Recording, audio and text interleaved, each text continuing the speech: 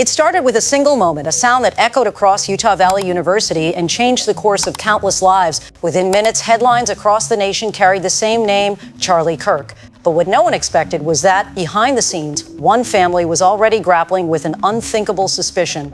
For Tyler Robinson's parents, the events of that day hit in a way no one else could imagine. Reports now reveal that when early images of the suspected shooter surfaced, Tyler's mother immediately felt a chilling familiarity. The stance, the build, even the outline of the figure in the photo. Something about it told her this wasn't just another face in the news. She reached out to her husband, Tyler's father, and the two began piecing together what they feared might be true. Then came the detail that confirmed their worst suspicion. Investigators mentioned the use of a bolt-action rifle. Tyler's father knew his son owned one. In fact, he had once given him the firearm himself. In that moment, the puzzle pieces connected. And in an act that still stuns many following this case, Tyler's parents urged their son to surrender. But here's the question we're exploring tonight. How could Tyler's father be so certain so quickly? Was it the weapon, the photos, or had Tyler already revealed signs at home, opinions, heated comments, or patterns of thought that made recognition unavoidable? Stay with us as we dig into the timeline of how Tyler's parents realized the truth, the background of their own connections, and what this means for the case moving forward. And before we dive deeper, don't forget to like this video, subscribe for ongoing updates, and share it with others who are closely following this story. Drop your thoughts in the comments. Could you imagine recognizing your own child in a case like this? And let us know where you're watching from. Our community continues to grow worldwide, and your voices are part of what keeps these discussions alive. Because this isn't just about evidence and investigation, it's about family recognition and the heartbreaking decisions made in the most impossible of circumstances. To understand why Tyler Robinson's parents reacted the way they did, we first need to revisit what actually happened on that September day at Utah Valley University. The event itself drew a large audience, with Charlie Kirk scheduled to speak to a packed crowd. Security was present and the atmosphere was charged, but nothing indicated that violence was about to unfold. Witnesses later described the moment as sudden and terrifying, a sound that instantly disrupted the gathering and sent people running for cover. In the immediate aftermath, law enforcement quickly secured the scene. Reports began circulating that a young man had fled, leaving behind items that would become critical to the case. Among the discoveries were a rifle wrapped in a towel, a screwdriver found on a nearby rooftop, and shell casings marked with unusual inscriptions. These inscriptions, carrying words and phrases that investigators have linked to cultural and ideological references, raised further questions about motive. By the end of that day, investigators had already begun piecing together digital evidence as well. Discord messages reportedly shared by Robinson himself described actions that mirrored what had just taken place, mentioning the weapon, the towel, and even hints about his movements. These messages were not uncovered by accident. They came to light through Robinson's own roommate, who later cooperated with investigators and handed over the material. As the hours unfolded, the suspect's name was confirmed: Tyler Robinson, a 22-year-old student. Within a short time, he was located and arrested in St. George, Utah. Authorities held him without bail, citing the seriousness of the charges, which include aggravated murder. The rapid confirmation of his identity, the combination of forensic evidence, digital messages, and eyewitness accounts left little room for doubt about who law enforcement believed was responsible. But for Tyler's parents, the realization came even faster, and it was personal. Which brings us back to the heart of today's story. While the public was still learning the suspect's name, Tyler's father already felt certain of the truth. To understand the weight of Tyler Robinson's father's words, we have to look at the family itself, their values, their environment, and their ties to the very man who would later become the victim of this tragedy. Public reports describe Tyler's parents as strong conservatives, people who not only supported Charlie Kirk's work, but were also deeply aligned with his movement and message. While exact details of their professional or personal involvement vary, multiple sources confirm that they shared Kirk's worldview and at times worked alongside those in his circle. For them, Kirk wasn't just another political figure. He represented ideas and causes they championed, causes they likely discussed around the dinner table, celebrated at events, and defended in conversations with friends and neighbors. Now imagine being in that household. Tyler, the son, growing up in a space where Kirk was not just a distant public personality, but someone held in high regard by the people who raised him. If Tyler expressed disagreements, frustrations, or even hostility toward those same ideas, it wouldn't have gone unnoticed. In fact, those closest to him would have been the first to pick up on it. It's in this context that Tyler's father's immediate recognition takes on new meaning. when the sound of gunfire erupted at Utah Valley University and news spread that Charlie Kirk had been struck, Tyler's father didn't need to wait for an official announcement. He already feared, or perhaps knew, that his son's simmering resentment toward Kirk had boiled over into action. Sources close to the family reveal that his father wasted no time. In the hours after the shooting, he reportedly urged his son to surrender to authorities. This wasn't just the plea of a father worried about the law catching up to his child. It was the voice of someone who, from years of observation, understood the signs too well. This raises the crucial question, what did Tyler's parents see in their son before that day? What conversations or attitudes left them so sure so quickly that he was the one responsible? That's where we turn next to the deeper story of how parental intuition, past discussions, and visible tensions might explain the father's startling certainty. Parental intuition is a powerful thing. Often mothers and fathers pick up on signals about their children long before anyone else does. In the case of Tyler Robinson, this intuition became painfully clear when his father claimed he knew it was his son behind the attack almost instantly. So why would a parent reach such a conclusion so quickly? Over time, those closest to Tyler may have observed behaviors, comments, or frustrations that hinted at deep conflict. While nothing on record proves he directly announced intentions, subtle patterns can often send powerful messages. Sources suggest that Tyler voiced discontent towards certain political figures and ideologies, and given his parents' alignment with Charlie Kirk, those words would have stood out more than to anyone else. Think about the setting, a household where Kirk's voice and ideas were admired, even supported firsthand. For Tyler to push back, perhaps in conversations, debates, or tense exchanges at home, would not only create friction, but also leave an impression. Parents, after all, remember these moments. They file them away, even when they hope they'll never matter. So when the news broke of the shooting at Utah Valley University, his father's memory didn't need to search far. The words Tyler had spoken, the disagreements he had expressed, and the visible frustration he may have displayed all converged in that moment. It wasn't just a guess. For his father, it was recognition. And that recognition led him to act, urging Tyler to surrender. This wasn't the reaction of someone in denial or confusion. It was the response of a man who had, in many ways, been bracing for the unthinkable. Still, this raises difficult questions. How much did the father truly know beforehand? Was it simply a matter of connecting past frustrations with the current event, or was there something more concrete that pushed him to certainty? Investigators, of course, have been careful not to leap to conclusions, but the father's immediate statement adds a deeply human, deeply unsettling dimension to an already complex case. For many families, the most difficult moment is not when tragedy strikes from the outside, but when it comes from within. For the Robinsons, the aftermath of the Utah Valley University attack brought a painful contradiction. Their son was now the suspect in a crime that devastated a man and movement they deeply respected. Reports indicate that Tyler's parents were conservative and openly supportive of Charlie Kirk's views. Whether through active involvement or moral alignment, Kirk represented more than a public figure to them. He symbolized ideals they valued. This made the reality even more heartbreaking. The person accused of targeting Kirk was their own child. Imagine the emotional weight of this situation. On one hand, you are a parent. Your instinct is to protect your child, to shield them from harm, and to stand by them even in their darkest hour. On the other hand, your child stands accused of taking the very action that strikes at the core of your beliefs, your community, and even your personal connections. When Tyler's father urged him to surrender, that choice reflected this tension. It was not a decision made lightly. Urging your child to face justice requires immense strength. It means putting truth, responsibility, and the greater good above instinctual loyalty. For many, that is an almost impossible decision, but in this case, it became reality. What followed was an emotional storm. The Robinsons were thrust into public scrutiny, balancing grief, shock, and responsibility all at once. They had to answer not just to law enforcement, but to their own conscience. Were there warning signs they had missed? Could they have intervened earlier? Should they have recognized the severity of Tyler's words or actions before it came to this point? Those questions, while painful, are natural, and they illustrate the heavy toll this case has taken, not just on victims and their families, but on the Robinsons themselves. They are caught between two identities: proud parents of a son they raised, and reluctant witnesses to an act that went against everything they believed in. This emotional fallout is not just a side note, it is central to understanding how cases like this ripple outward, affecting far more than just those directly in the spotlight.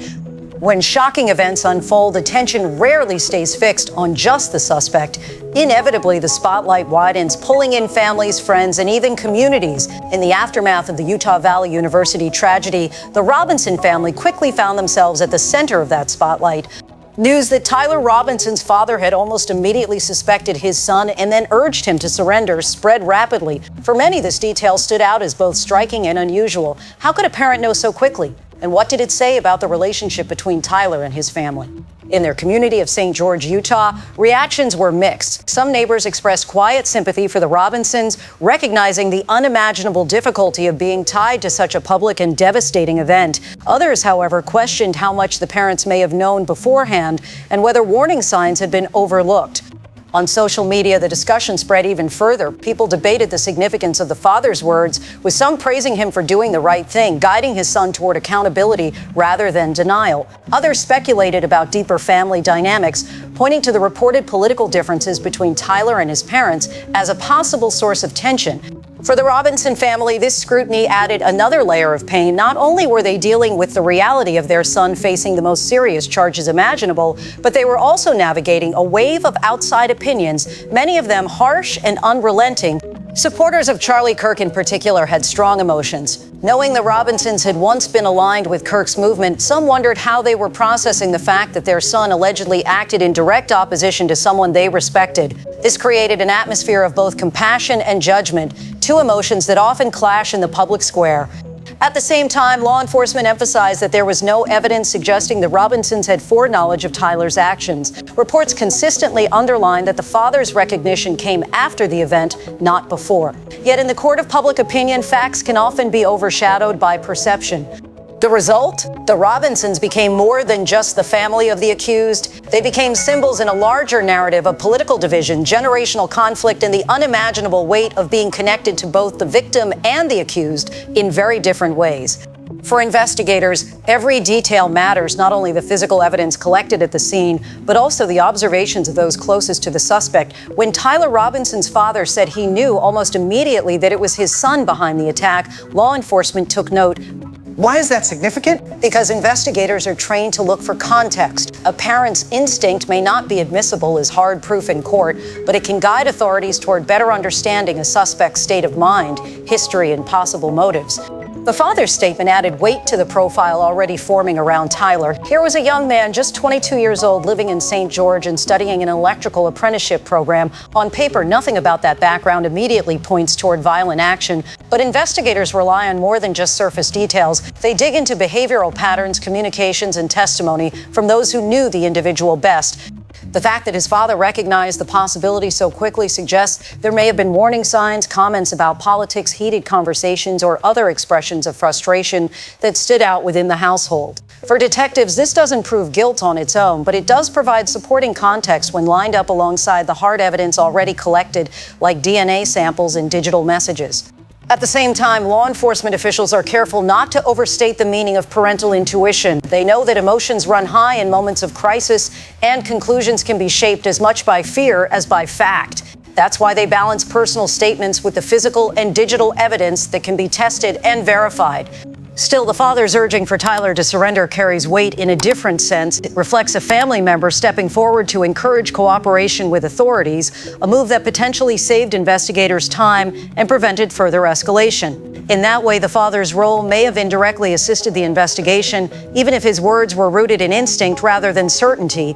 Every major case leaves behind a cloud of uncertainty, gaps in the timeline, unanswered questions, and speculation that the public can't help but raise. In the Tyler Robinson case, one of the biggest lingering questions is this: how much did his family truly know before the shooting, and how did his father recognize it so quickly afterward? So far, all available reports state that Tyler's parents did not have foreknowledge of his actions. Law enforcement has not suggested otherwise. The father's intuition seems to have been based on prior tensions, comments, or concerns that only made sense in hindsight once the news of the incident broke. But for many following this case, the doubts remain. Families often see warning signs before others do. Was it just heated words? Was it a tone, an expression, or recurring frustrations that stood out to his parents? Did they connect the dots too late? These are questions the public continues to raise, even though no evidence has pointed to the Robinsons having advanced knowledge.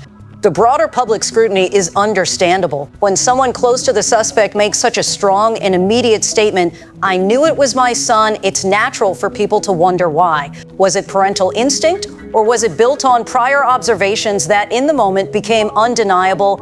From an investigative standpoint, those questions remain part of the larger puzzle. Authorities may continue to examine family dynamics, past conversations, and digital traces to better understand the suspect's mindset. But it's important to note recognition after the fact does not necessarily mean foreknowledge before the crime. Still, the unanswered questions persist, feeding debates across newsrooms, social media, and community conversations. They remind us of the complexity of human relationships, especially when political differences run deep. And they highlight how even those closest to a suspect can be caught between what they feared might happen and the devastating confirmation that it actually did. For the Robinson family, these doubts represent another burden, being asked repeatedly not just what they knew, but what they felt, what they suspected, and what they chose to believe or dismiss before the tragedy struck. Cases like this don't just stay confined to courtrooms or police reports. They ripple outward, becoming symbols of deeper struggles in society. The story of Tyler Robinson, a young man accused of targeting a public figure his own parents supported, strikes at one of the most powerful themes in modern America: division within families and the toll political conflict can take at home. For decades, family disagreements over politics were often brushed aside at the dinner table. Heated arguments would end with a sigh or perhaps silence, but families found a way to move forward together. Today, however, the divide feels sharper. Ideologies have become more personal, more tied to identity, and for some, more polarizing. In the Robinson case, this divide wasn't just between neighbors, classmates, or co-workers. It was within the very walls of a single household. Reports indicate that Tyler's parents respected Charlie Kirk's work and supported his views, while Tyler himself reportedly grew critical and frustrated with those same positions. This clash created a tension that, in hindsight, may have foreshadowed the tragedy.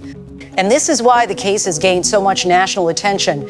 It isn't just about the crime, it's about what it represents: a generational conflict, ideological disagreements, and the painful reality of parents watching their child move further and further away from the values they cherished. But it also symbolizes something else: the limits of even the closest relationships when faced with ideology. The Robinsons loved their son, but when the evidence pointed toward him, they urged accountability. In that moment, the bond of family intersected with the responsibility of truth. For the public, this raises bigger questions. How do we bridge these divides before they spiral into something irreversible? How can families handle ideological differences without letting them fracture their relationships entirely? And most importantly, what lessons can be learned from a tragedy like this, not just about one suspect or one household, but about the way politics is reshaping personal lives across the nation? The Robinson case, in all its complexity, has become more than a headline. It has become a reflection of where society stands today, caught between love and loyalty, truth and denial, unity and division. As the Tyler Robinson case continues to unfold, many questions remain unanswered. The investigation is ongoing, the legal process is still in its early stages, and the full story, including motive, planning, and personal dynamics, is far from complete. What we do know is this: Tyler Robinson, a 22-year-old from St. George, is now at the center of one of the most high-profile cases in recent memory. He is being held without bail, facing serious charges. The evidence presented so far, from DNA on a towel and a rifle to inscriptions on bullet casings to messages handed over by his roommate, paints a complex and troubling picture. But perhaps the most striking element is the role of his father. The fact that he recognized his son so quickly and urged him to surrender adds a deeply human, deeply emotional layer to the case. It shows us the power of parental intuition, the burden of responsibility, and the heartbreaking conflict of being torn between family loyalty and truth. And this leads to the bigger takeaway. This story is about more than just one crime. It is about division, about families caught in ideological crossfire, and about the ways political conflict can shape personal lives in ways no one ever expects. So what comes next? Investigators will continue to build their case, courts will determine accountability, and the Robinson family will face a long road of reckoning, both publicly and privately. For now, we are left with the uneasy questions. How did it come to this? What more could have been seen or done earlier? And how do we as a society address divisions before they reach breaking points? One thing is certain: this case will continue to make headlines and spark conversation across the country. Before we close, I want to hear from you.